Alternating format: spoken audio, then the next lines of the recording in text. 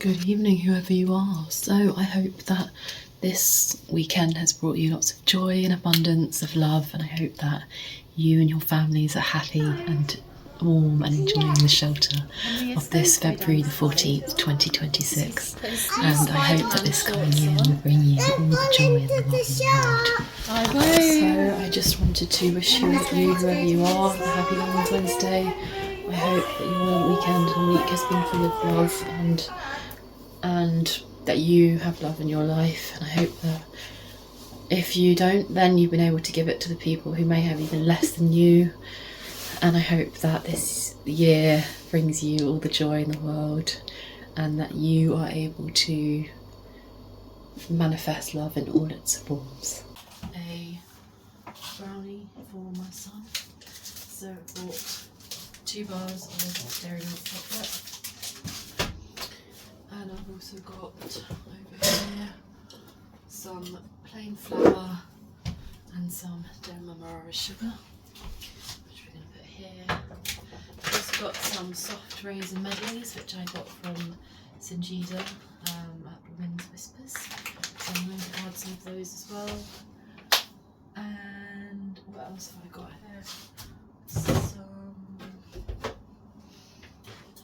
more flour and some coffee, because I think I'm going to add a little bit of coffee to them just to give them a bit more flavour.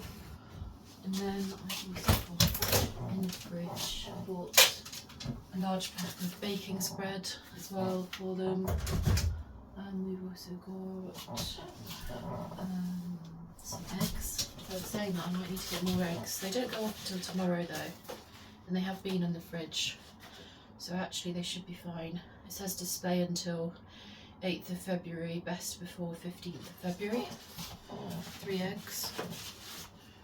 And yeah, so that's the ingredients, and I'm hoping that they'll turn out nice. I've also got some of these chocolate silver pearl decorations here, as well as some more decorations, which I hope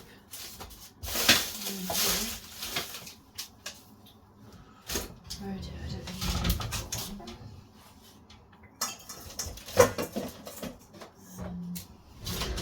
I did have a lot more silver sort of pearls and edible leaves and things, but I don't actually know where they've gone, which is a real shame. But thankfully we have still got the chocolate silver pearls, which is great, and I'm sure when I have a look around for them I will find them.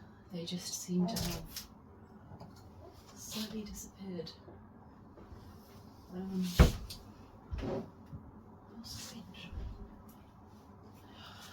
But yeah, so that's good. I've got everything I need: eggs, baking spread for the brownies, and now I just need to do the washing up and clean the kitchen a little bit, because although it's not filthy, it's also not exactly clean. So I'm gonna just start washing. I've got brand new inserts on my dish something or the other sponges. So I'm just gonna put some dairy liquid on there, and then I'm going to give these a good scrub. I'm really looking forward to spending Valentine's Day with my son. Given him most of his presents, but I got a few more bits to give him. And we're going to Cozy's Cargo. So yeah, it should be really nice to celebrate with them. And yeah, so I'm looking forward to that. And I had a good sleep last night, which for me is the best Valentine's Day gift. And then I went to the library today because, like I say, I'm on my digital detox at the moment, because I'm trying to not use any data at home. And I've been since November 2023 been paying for 2 Spotify premium accounts. So I tried to resolve it through the instant messenger about a year ago, and I had no luck. today was the day when I thought I'm going to try again. So I went on Instant Messenger and I basically reactivated my old Spotify account that I've had since 2021 and completely deleted, well not deleted the new one, but made it a free account. So I'm now only paying for one Spotify account.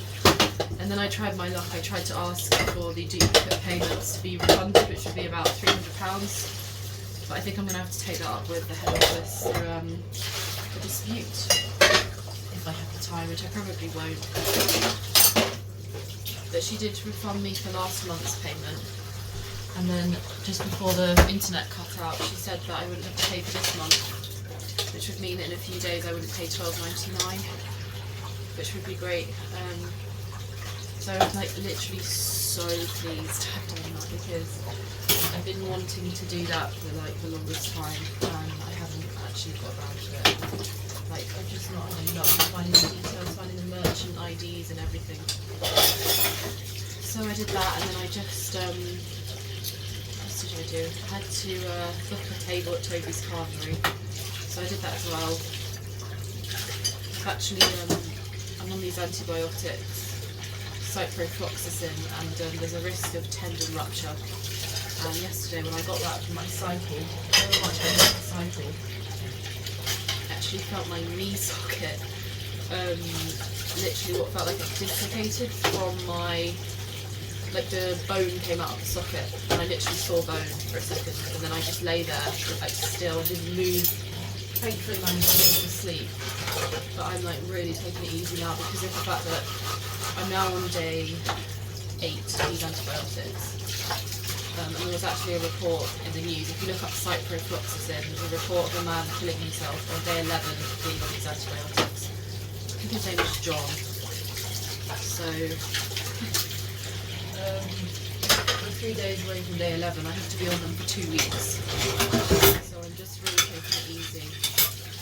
And I've even stopped doing yoga for a bit because I just don't want to take any risks. So yeah. But, I do feel better. I do think they are making my bladder less inflamed, which is the problem, which I think I've actually had for like 3.5 years, to be honest. So I'm really pleased that finally, hopefully there'll be a resolution to at least one of my problems. And yeah, I'm hoping to have like a nice healthy roast dinner today, and then just take it easy really for Valentine's Day weekend, just lots of self-care and self-love and just loving the people in my life, being grateful for what I do have, especially my son, who I love the most, and everyone. And yeah, just, there's not been any chocolates this year, or trips up the Eiffel Tower, or macaroons, or flowers, or teddy bears, or Valentine's dinners, or Valentine's cookies. But you know what? Sometimes in life it's just about treading waters and just listening to your body and knowing when to go and when to stop. And I've decided this year to just sort of stay in and look after myself and my son, which has been really nice. And I am actually making some brownies, so technically there are Valentine's brownies, which will be good.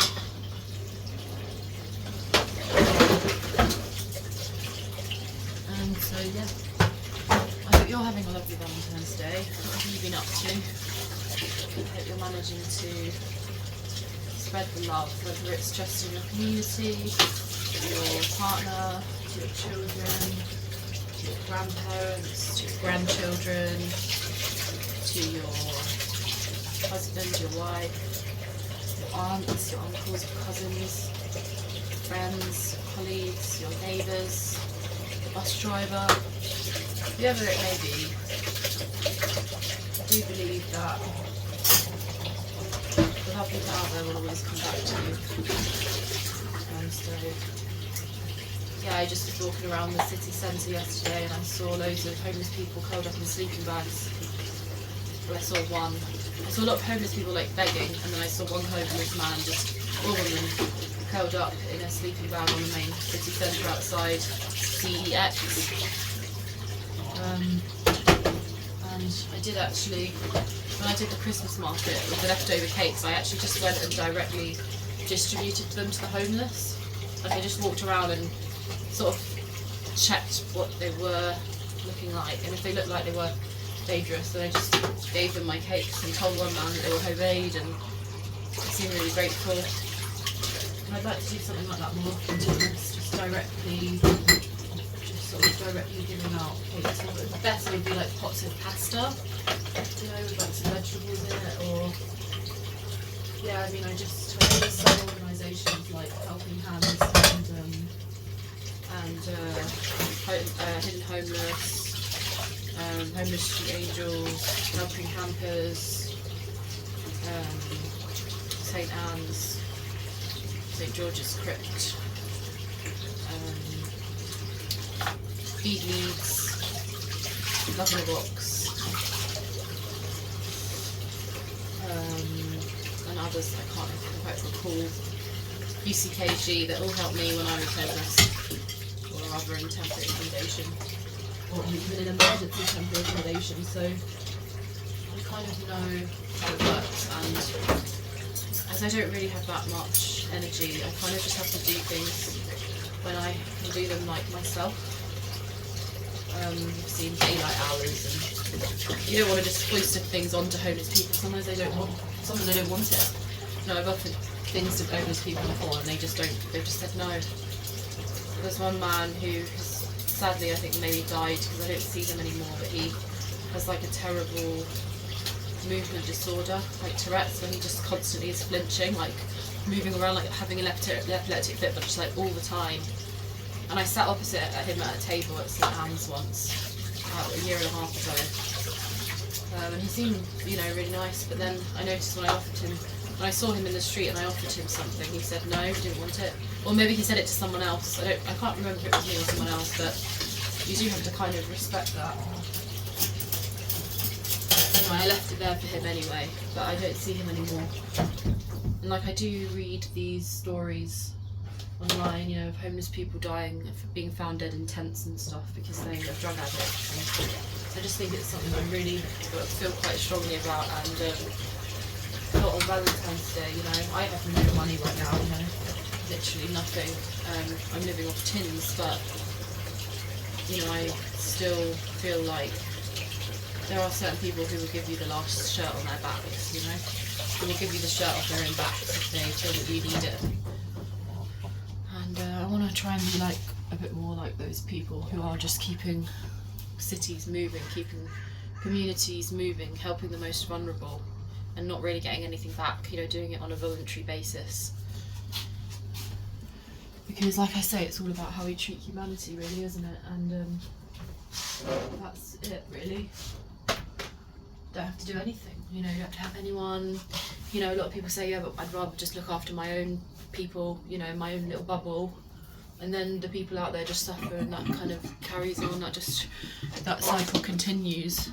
You don't have to do anything. So if you are just saying, you know, yeah, I've got my own family, I've got my own children, I've got my own life, I've got my own problems, but I recognise that there are people who aren't even necessarily worse off than me, but they are still struggling, and I know they're in pain, and if there's anything I can do to alleviate that pain for a little while, then, you know, I should try that. I should try and give back more. I think especially one thing I usually do is if something for me has improved, I will always try and give something to the homeless. Because it's almost like, I think, what do they call it? Pass it on. Keep the chain moving. If someone does something nice for you, do something nice for someone else. So if somebody's, like, in the last few years, quite a few people have paid for my bus fare when my cards got declined, and I really want to, like, make sure that all of those things that they did that were nice for me, that I'm, you know, doing for somebody else, to keep the chain of goodness, of charity, of benevolence going. Because it shouldn't just be churches that are known for, you know, selflessly helping others. It should just be everyone. We all have a role to play in making sure that nobody on Valentine's Day is curled up in a sleeping bag, freezing cold in a wet sleeping bag, surrounded by bugs on Valentine's Day. It shouldn't just be Christmas, it should be also on Valentine's Day. So I'm grateful to hear. But yeah, so anyway, this is the recipe that I'm going to be following for double chocolate chunk brownies. This is the recipe from the Hungry Student Cookbook. Dark chocolate, butter, sugar, vanilla extract, eggs, flour, salt, chocolate chunks. I don't actually have any chocolate chunks, so I might see if I can get some of those today. But yeah, this is it. And see some brownies for my son. So I have bought various different ingredients. I've got some dairy milk chocolate here for the brownies, and I've also got some Nutella.